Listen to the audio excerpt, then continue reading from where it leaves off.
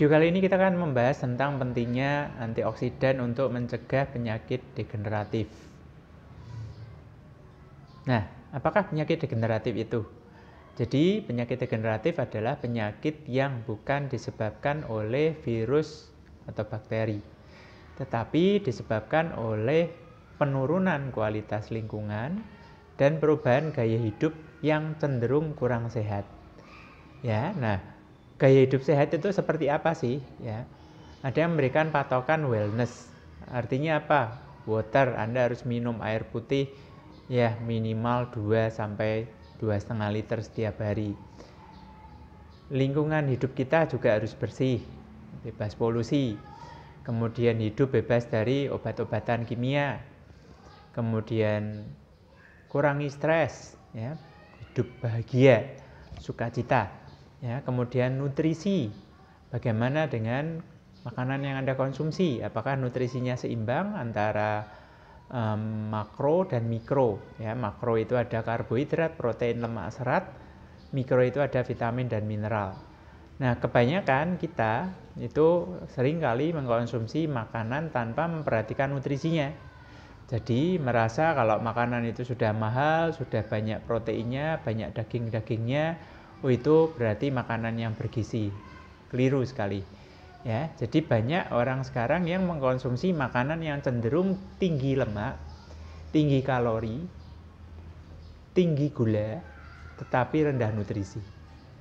Nah, kemudian olahraga. Apakah Anda juga termasuk orang yang olahraga teratur? Ya, bagaimana dengan kualitas tidur Anda? Ya, berkualitas atau tidurnya tidak berkualitas? Dan komunitas dengan siapa Anda bergaul ini juga pengaruh. Ya, kalau kita bergaul dengan orang-orang yang biasa merokok, minum minuman beralkohol, biasanya kita juga cenderung untuk ikut-ikutan seperti itu. Nah, ini semua yang menyebabkan kesehatan kita itu semakin lama bukannya semakin membaik tapi semakin menurun. Nah, penyebab yang lebih spesifik adalah kerusakan sel yang terjadi karena oksidasi. Nah, karena apa? Karena pengaruh radikal bebas yang cenderung untuk merusak. Nah, sumber radikal bebas itu ada bermacam-macam. Bisa berasal dari radiasi, rokok, dan lain sebagainya. Nah, ini contohnya. Makanan berpengawet. Nah, ini radikal bebasnya juga banyak ya, karena kita tahu makanan yang harusnya dalam waktu 1 hari itu sudah rusak, tapi bisa awet berbulan-bulan bahkan beberapa tahun ya. Kenapa? Ya karena ada pengawetnya. Dan itu jelas tidak sehat untuk tubuh kita. Kemudian polusi. Nah, untuk Anda yang tinggal di perkotaan ini sangat sulit untuk dihindari ya. Kecuali kita tinggal di pucuk gunung atau di tengah hutan, nggak banyak ketemu dengan kendaraan bermotor. Nah, mungkin kualitas lingkungan kita juga bersih, tapi kalau kita di perkotaan ya entah dari asap kendaraan bermotor, asap dari industri ya, itu akan mengganggu kesehatan kita ujung-ujungnya. Ultraviolet. Nah, ini juga termasuk radikal bebas juga ya. Sinar matahari kan bagus, betul bagus, tetapi tidak dalam jumlah yang berlebihan. Ya, karena kalau dalam jumlah berlebihan kita tahu resiko kena kanker kulit juga akan semakin meningkat. Stres, nah ini luar biasa jahatnya. Ya, jadi banyak sekali orang yang terkena masalah lambung, bahkan kanker, ya, kanker, ya itu ujung-ujungnya ada riwayat stres dalam hidupnya. Merokok. Nah, ini iklannya sudah luar biasa ya. Dulu iklannya merokok itu menyebabkan impotensi, gangguan janin ya, kemudian jantung, stroke ya. Tapi sekarang sudah ada dibungkusnya itu merokok membunuhmu. Tetapi kok yang merokok juga masih banyak. Ya, itu pilihan sih. Ya, tetapi yang jelas rokok tidak membawa manfaat yang menyehatkan untuk tubuh kita. Nah, sering konsumsi junk food. Ya, makanan-makanan seperti ini yang banyak beredar di perkotaan, yang sering kali dikonsumsi oleh generasi milenial. Notabene pasti tinggi kalori. Kenapa? Ya karena digoreng, ya. Kemudian tinggi gula, ya, karena minumannya juga biasanya yang bersoda yang dipilih. Jadi junk food, ya, makanan sampah sebetulnya. Rendah nutrisi, tinggi lemak, tinggi kalori, tinggi karbohidrat, dan tinggi gula. Nah, pentingnya antioksidan.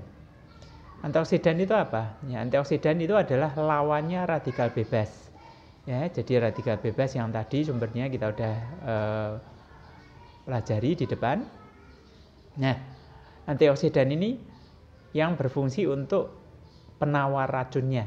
Ya, jadi kalau racunnya itu adalah radikal bebas, penawar racunnya adalah antioksidan. Nah, antioksidan ini terdapat pada mineral dan vitamin-vitamin.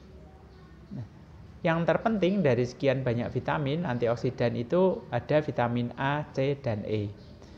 Vitamin A dan vitamin C itu vitamin yang larut dalam air. Tetapi vitamin E adalah satu-satunya antioksidan yang larut dalam lemak. Nah, fungsi antioksidan dalam mengendalikan kolesterol. Kolesterol itu sebenarnya kita butuhkan, ya. Jadi sangat penting untuk tubuh kita. Karena kolesterol itu merupakan bahan baku pembentukan hormon dan bahan baku pembentukan otak. Jadi kalau kita makan yang tidak ada kolesterolnya sama sekali juga nggak benar, ya. Tapi kalau kolesterol itu berlebihan jumlahnya, nah itulah yang jadi masalah bagi tubuh kita. Nah, kolesterol itu diproduksi dalam usus dan hati. Bisa juga didapatkan langsung dari makanan. Kolesterol ini sebetulnya tidak berbahaya, tetapi menjadi berbahaya pada saat jumlahnya berlebihan dan dia bertemu dengan radikal bebas. Nah, bahayanya kenapa? Karena kolesterol ini menjadi lebih mudah lengket di dinding pembuluh darah kita. Ya. Nah, 30 tahun yang lalu konon, ya, patokan angka kolesterol itu masih di angka 320. Ya, kalau sekarang kan patokannya kalau lab itu kebanyakan pakai angka 200. Nah, bedanya apa? Karena dulu polusinya belum seperti sekarang. Dulu radikal bebasnya juga belum sebanyak sekarang, ya, sehingga kolesterol yang di angka 300 pun masih bisa dibilang wajar, masih bisa dibilang aman, tidak memberikan masalah yang berbahaya bagi tubuh kita. Tetapi sekarang, ya, karena di tubuh kita sendiri juga beredar banyak radikal bebas, nah kolesterol itu menjadi lebih mudah lengket di pembuluh darah. Makanya untuk menghindari penyumbatan yang berlebihan, angkanya ditekan di bawah 200. Nah, fungsi antioksidan dalam mengendalikan penyakit jantung. Vitamin E itu penting sekali, ya. Jadi vitamin E ini berfungsi membuka pembuluh darah, bekerja di sisi dinding pembuluh darah. Nah, vitamin E adalah antioksidan yang larut lemak seperti yang tadi kita jelaskan, ya. Nah, untuk orang-orang yang secara genetis mengalami yang namanya hiperkolesterol, sangat dianjurkan untuk mengkonsumsi vitamin E dosis tinggi. Nah, hiperkolesterol itu apa toh? Jadi ini satu kelainan, satu kondisi. Secara genetika dia punya kelainan, makanya sudah diet sedemikian ketat, tetapi kolesterolnya tidak turun-turun, tetap aja tinggi. Ya. Nah, untuk mengimbangi, untuk menjaga supaya kolesterolnya tidak mudah nempel di pembuluh darah, dimasukkanlah vitamin E dengan dosis yang tinggi. Ya. Nah, vitamin C berfungsi untuk apa? Vitamin C itu berfungsi untuk mencegah kerusakan pembuluh darah. Jadi C dan E penting untuk pembuluh darah. Karena kita tahu akibat dari penyumbatan pembuluh darah yang fatal itu ada dua, ya. Kalau terkena di pembuluh darah jantung, kita mengalami sakit jantung koroner. Kalau terkena di pembuluh darah otak, kita mengalami penyakit stroke. Nah, nutrisi apa yang bisa dipakai untuk mencegah penyakit pembuluh darah? Ada dua yang kami anjurkan, ya. Yang pertama Vitaline, yang kedua grape extract. Vitaline ini kandungan vitamin E-nya tinggi, ya. Jadi bagus sekali, bukan hanya untuk kulit, ya, tetapi untuk pembuluh darah. Jadi vitamin E ini yang membuat plak kolesterol itu menjadi lebih lunak, sehingga dengan mudah itu akan dikikis oleh grape extract. Jadi namanya juga grape extract, diekstrak dari batang anggur merah. Di situ ada kandungan resveratrolnya, dan itu merupakan antioksidan yang luar biasa, bagus sekali, ya. Kandungan vitamin E-nya juga ada. Jadi dia bagus sekali untuk mengikis plak kolesterol di pembuluh darah. Jadi untuk Anda yang sudah punya masalah jantung koroner, stroke penyumbatan, ini akan bantu sekali. Untuk Anda yang sudah punya masalah dengan hipertensi, yang sudah menaun, ini juga akan bantu sekali. Nah, kalau memang belum ada masalah hipertensi, saran kami tetaplah untuk melakukan detox secara periodik. Ya, entah setahun sekali, entah setengah tahun sekali, ya. Tapi lakukan detox pembuluh darah kita secara rutin supaya kita terhindar dari risiko terkena penyakit jantung koroner dan stroke. Kemudian ada yang namanya Jiangji Tea dan Nonitren. Nah, Jiangji Tea ini adalah Chinese tea, dia antioksidan alami, dia membantu untuk menurunkan kolesterol dan trigliserid. Jadi membuang lemak dari dalam darah. Jadi tadi sesudah dikikis oleh grape extract dan Vitaline, lemak itu harus dibuang keluar dari tubuh kita, ya, lewat BAB. Nah, Jiangji Tea dan Nonitren ini berfungsi untuk membuang lemak dan kolesterol, ya, melewati BAB kita. Nah, kemudian fungsi antioksidan dalam mengendalikan penyakit kanker. Prosesnya yang kita harus pahami dulu. Jadi sel normal di dalam tubuh kita kalau terus-menerus terpapar radikal bebas, dia akan bermutasi, ya, genetisnya. Di sini kalau kita masukkan antioksidan, proses mutasi itu tidak akan berlanjut, ya, stop. Bahkan bisa kembali jadi sel normal. Tetapi kalau sel yang bermutasi ini terus-menerus ketemu dengan radikal bebas, dia akan berubah menjadi sel premalignan, atau orang bilangnya sel tumor, ya. Nah, kalau kita masukkan antioksidan, kemudian dilakukan kemoterapi, radioterapi, masih mungkin untuk bisa disembuhkan. Tetapi akan jauh lebih berat kalau sel premalignan ini terus-menerus terpapar radikal bebas, sehingga dia betul-betul berubah menjadi sel kanker. Ya, ada stadium 1, stadium 2, stadium 3, stadium 4. Makin tinggi stadiumnya makin sulit untuk disembuhkan. Apalagi kalau sudah mengalami metastase. Metastase itu apa? Kankernya sudah menyebar. Tadinya mungkin di payudara, kemudian menyebar sampai ke tulang belakang, bahkan sampai ke rahim. Nah, itu sudah akan jauh lebih sulit untuk disembuhkan. Nah, ini contoh kanker paru-paru, ya. Jadi untuk Anda yang perokok, ayolah segera sadar, segera tobat. Berhentilah merokok, sayangi paru-paru Anda. Ini contoh kanker payudara, kanker usus, kanker mulut, ya. Jadi pertumbuhan sel yang tidak normal, tidak terkendali, ya. Nah, faktor yang mempengaruhi risiko kanker, ya. Siapapun Anda memiliki risiko terkena kanker, entah terpicu atau tidak, itu akan tergantung dari pola hidup kita. Kemudian rokok. Makanya sudahlah, stop merokok. Kurangi kontak dengan sinar matahari secara berlebihan. Ya, kita butuh sinar matahari untuk membentukkan vitamin D. Tetapi kalau seharian kena panas-panasan dan itu terjadi selama bertahun-tahun, ya selain kulitnya gosong juga risiko kena kanker kulit juga akan naik tentunya. Kemudian konsumsi makanan rendah lemak, karena itu jauh lebih aman. Perbanyak konsumsi buah dan sayur karena kita tahu buah sayur itu antioksidannya tinggi sekali, ya, vitamin dan mineralnya tinggi sekali.